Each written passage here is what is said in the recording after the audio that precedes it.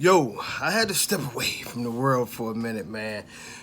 All this shit, like I got problems with my nerves as it is, and all this stuff really was a bummer in a lot of ways, and to have so many people who are whatever to try to keep on starting these conversations. But I check my inbox and I see some people like, man, make a second video to the first one you made because things have changed.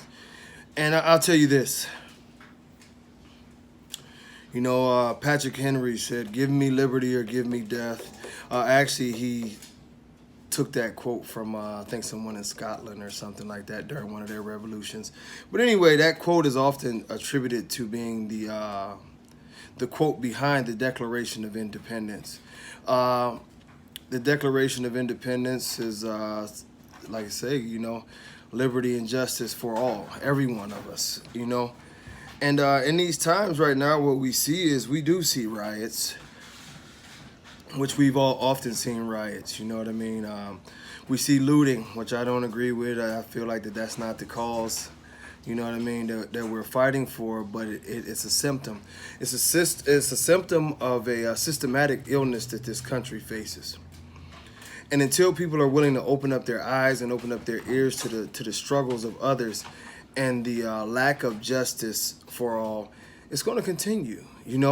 We have idiots now who want to talk about revolution, against both sides and all of this stuff. And the saddest part about it is that oftentimes the flag of patriotism is flown. Patriotism, but y'all not patriots. If you are against the people, you're not a patriot at all. You know what I mean? Because in the term of, it's often misunderstood that the patriotism means just to the government, but it's not actually just to the government. It's to the people. The people make this country. So if you actually care about this country, you would want to see liberty and justice for all. You would want to see the people of this country feel free in this country. You would not want to see injustices and ugliness in your country. Like I said, none of us like to see the fallout from these situations, but how long do these situations have to happen? How long do they have to happen? You don't want to see anybody mistreated. I don't care for what the reason is if you truly care about this country. But what happens in this country over time, it always happens, we do it 30 million times every time, is that, whether it's a leader being assassinated and people riot and tear up everything, we don't talk about the fact that you just murdered the leader, and this is why the people are so upset and so emotional that they'll tear up everything and they'll act a fool. You say, oh, look at those people acting crazy in the streets. When you have a football player that's willing to lose his whole entire career to peacefully protest and take a knee and say, would y'all just please stop killing people for no reason? Would we look at this? What do you say? Oh, yeah, he's non-patriotic, and you want to wave flags in his face and you want to tell him that he's this and he's that and he's this and he's that. And the truth of the matter is he explained a million times that he was not against the military. A military guy told him to do this. But we didn't want to listen to that conversation. It was never about Colin Kaepernick. It was about the conversation. It was about the ugliness that people continuously over and over again are discriminated against, murdered, and mistreated in this country. Now it's the same thing. Now you want to talk about, which we all disagree with. We want peace in the streets. Some of us are talking about peace in the streets.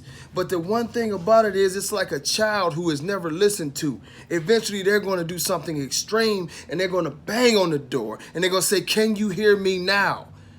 When I begged for my life, when I lit candles, when I took knees, when I paraded up and down the street peacefully with my signs and this and that and the other, you said basically to hell with you. When I asked you to just treat me fairly, don't treat me special, you said to hell with you. When I said, just pull me over, get my license, my registration, treat me like you would treat everybody else and let me go, you said to hell with you. When I said if I make a small crime, like a lot of people in this country do small crimes, don't choke me out. And if I'm screaming that I can't breathe, let me go, let me live. Just process me as an American citizen with the same rights that you would do everybody else. You did not want to listen. So now that we have a situation to where buildings are burning, people are being hurt, police stations are burning, police cars are burning, people are having to take knees, the police are literally protesting against the police. We got mayhem and violence and all of these things. Do you want to listen to the violence or do you want to listen to the message? Because none of this happens if you can open your ears and take a stance for injustice. See, those are the symptoms. That's the rash, that's the pus, that's the fever, that's everything. But the sickness, if it can be cured, none of that happens. At some point in time in this country, we have to learn that people are more important than our opinions. People are more important than our properties. People are more important than everything else. If we put that at the forefront of everything we do, things will get better. And I'm just being real with all of y'all. I see y'all willing to sacrifice people for your politics. I see you willing to sacrifice people for your religious debates. I see you willing to sacrifice people for your economics. Well, at some point in time, the people are going to get tired of being the sacrifice for your own, pursuit of happiness on what you want on a selfish level. If we can't start with the basis of treating people the way that they're supposed to be treated, this thing will never work. No, an Asian man should not be discriminated against because now it's a virus that comes from China and they've been discriminated against for years. No, Jewish people should not be discriminated against for stereotypes from years and years and years and years, and it's just because you have a Jewish name. No, they shouldn't be discriminated against. Yes, we should have some respect for what everybody has went throughout history and be sensitive to those topics. This should be the time where we open up our ears and shut our mouths. Yes, we see how ugly it is out there in the streets, and that is a part of the symptoms. But what we see, and I see it on Facebook, that's why I sort of logged out of there, I see it everywhere else, is people want to now highlight the symptoms and talk about how ugly and nasty the people are. And I can't believe you're stealing. I can't believe you're out there burning up cars. I just can't believe it. Trust me, I can't believe it either.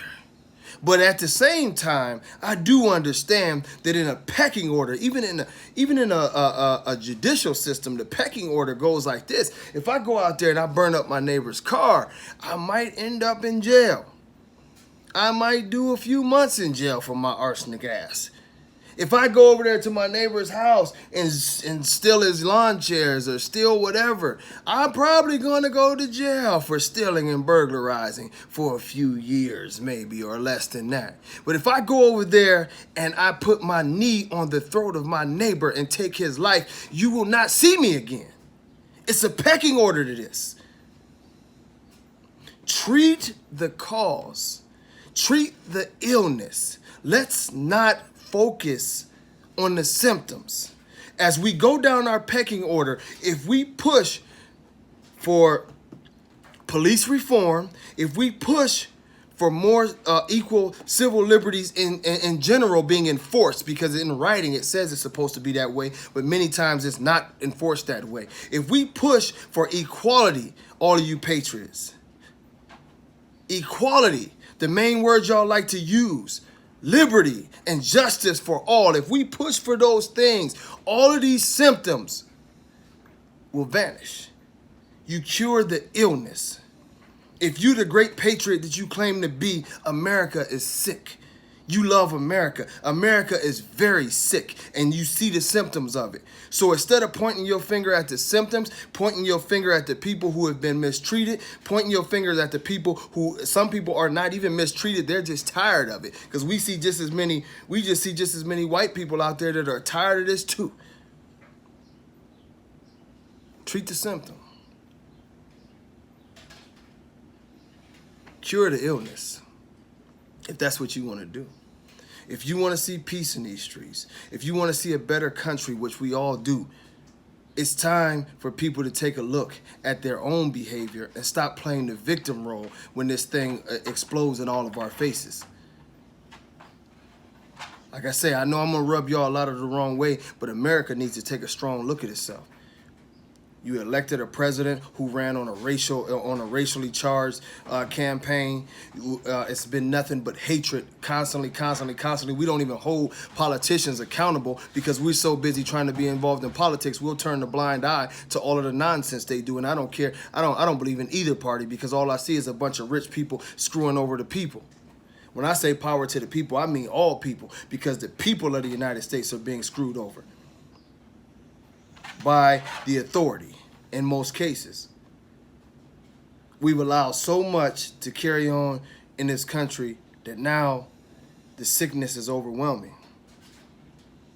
Like I said, you can go ahead and treat the symptoms, but we have to cure the illness.